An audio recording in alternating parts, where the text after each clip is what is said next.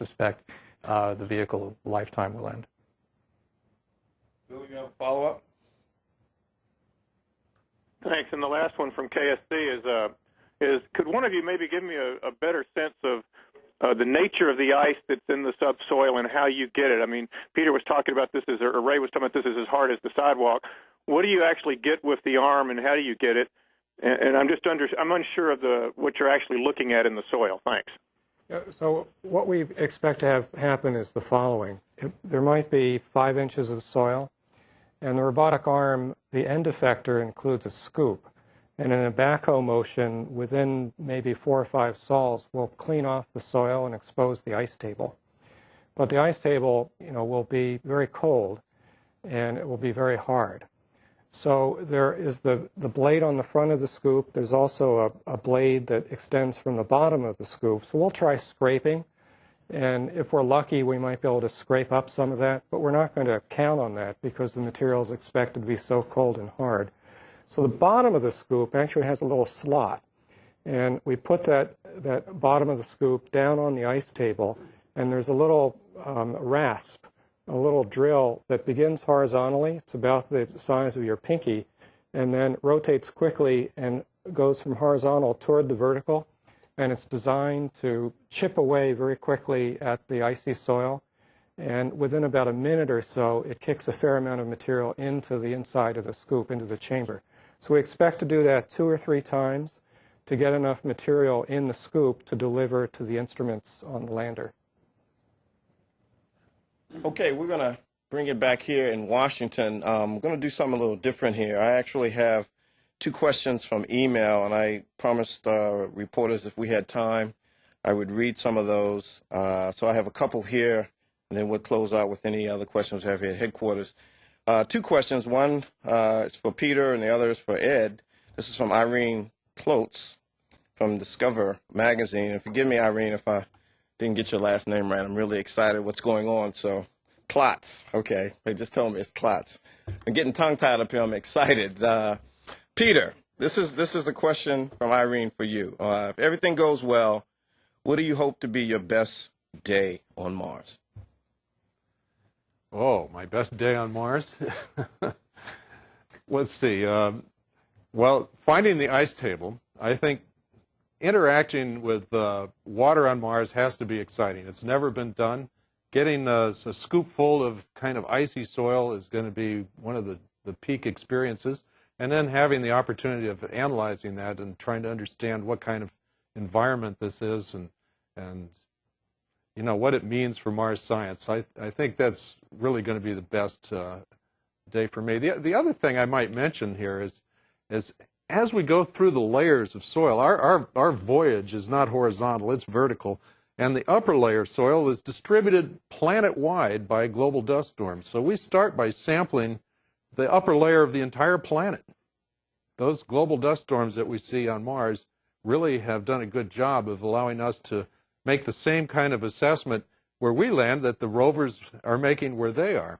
And then as we go down through the layers to the ice, we expect a transition because of that closeness of water, the interaction through the atmosphere. And so, to me, it's the water cycle, and getting down to that ice layer would be the most exciting. Okay, a second question is for Ed. And Ed, you at the top of the program, you mentioned this, but she start out by saying if you were a gambler in Vegas, but I know you don't do that. So. Lecture. With your history, if you would want to give odds of a successful landing, or just bring it home, or where your feeling is on the success here. As I said, 55% of all landings were failures. On the other hand, the U.S. has tried 6 times and we succeeded 5. You could do the math. In terms of propulsive landings, we're 2 out of 3. I have no idea of any way to put the odds on. All I know is that the Lockheed people, the JPL people, our university colleagues have done everything they can do, humanly possible, to make this a success. But Mars has been known to cause troubles, and I'll be worried until I hear the signal a few seconds after launch. Landing, sorry. We already launched it, right? So I've seen both sides. I was there for Mars 98, and I was there for the 2 rovers. So I've seen both sides. I prefer the rover story. Okay, we can wrap this up. Any final? Oh, okay. Let's do this. Let's start with Warren and here, and Miles. Did I see your hand up? Let's just go for it. Let's go. Warren Lear, New York Times again. First quick question for Barry. Following up Bill Harwood's question of how long the lander can last and live. If by chance it comes out of that long winter, is there something built in that says turn on the signal and scream, "Here I am," just in case? I'm not dead. Okay, first of all, let me say I think it's extraordinarily unlikely it will happen. That for the first point.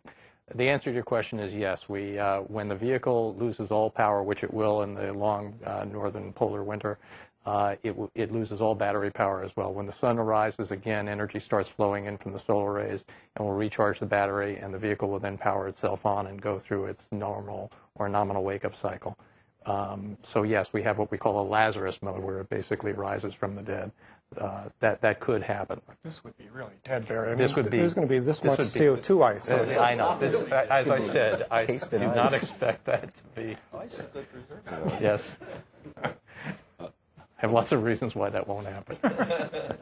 Well, we have 2 rovers on Mars now. They're supposed to be 3 months, and they don't stop. So just in case. The life-limiting factors for those vehicles were different from the life-limiting factors for Phoenix. And for Peter Smith, there are the thermal and evolved gas analyzer. You have 8 of these little heaters that can do samples. I see you have a reference sample. Is that one of the 8 or? No, we have what we call a blank, and that's a piece of material that has been sterilized, and that we can use our grinding tool to get a sample into our scoop and deliver to one of the ovens. But yes, it will cause the use of an oven. However, if we see no organic signatures, we don't need a blank, and so we don't have to use it. Which is my last question. You have 8 of these ovens for this experiment, these little ovens, and you have 4 samples for the liquid chemistry. That's correct. And 10 for the microscope. All right.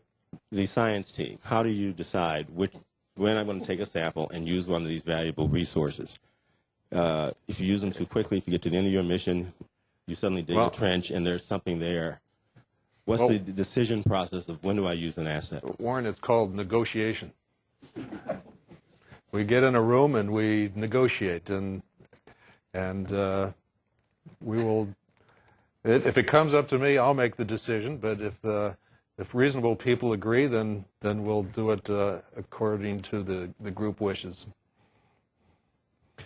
But Miles O'Brien with CNN. I know you've gone through this spacecraft repeatedly, and I know you've done a lot of testing. And I know you also discovered a lot more problems than you thought might have been there with Mars Polar Lander. Give us a sense. It's nerve-wracking enough spending years on a project like this and having it all come down to 7 minutes. But to the extent that